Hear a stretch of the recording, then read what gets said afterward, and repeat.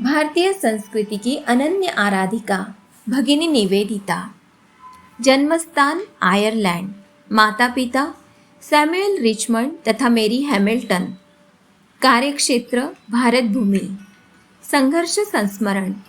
स्वामी विवेकानंद जब देश विदेश की यात्रा करते करते इंग्लैंड पहुँचे तब मार्गारेट उनका भाषण सुनने पहुंची और प्रभावित हुई।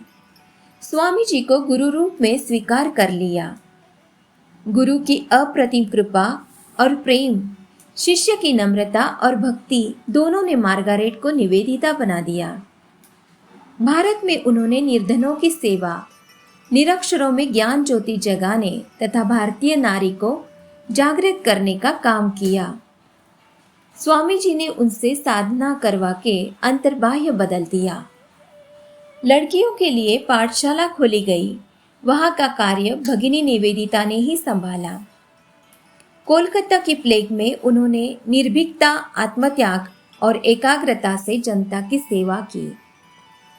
काली दी मदर, बद्रीनाथ, केदारनाथ इत्यादि पुस्तकों की रचना की। जगह जगह मां काली के विषय पर भाषण दिए। स्वदेशी आंदोलन में भाग लिया। स्वामी जी ने अपनी सारी शक्तियां अपनी शिष्या को सुपुर्द कर दी। भगिनी निवेदिता ने इंग्लैंड में संसद के प्रमुख सदस्यों से मिलकर भारत का समर्थक बनाया। पेरिस में इंडियन नेशनलिस्ट, बर्लिन में तलवार और जिनेवा से वंदे मातरम पत्रों के प्रकाशन की प्रेरणा दी।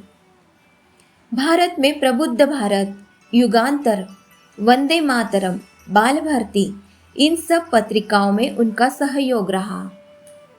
भारतीय चित्रकला का चित्रकारों को प्रोत्साहन देकर उन्नयन किया। स्वतंत्रता आंदोलन में अग्रणी भूमिका निभाई। बंग भंग आंदोलन में भाग लिया। क्रांतिकारियों को क्रांति की दीक्षा दी। अनेक तरुणों को बम बनाने की शिक्षा भी दी। पत्रकारिता को नई दिशा दी। विदेशों को भारतीय संस्कृति का परिचय दिया। अमर संदेश।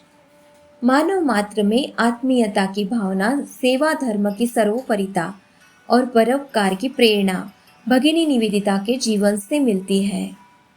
भारतीय नारी को ऊंचा उठने के लिए उचित अवसर और सहयोग प्रदान करने की प्रेरणा भी मिलती है। संदर्भ: मरकर भी अमर हो गए जो। लेखक: वेदमूर्ति तपोनिष्ठ आचार्य पंडित श्रीराम शर्मा।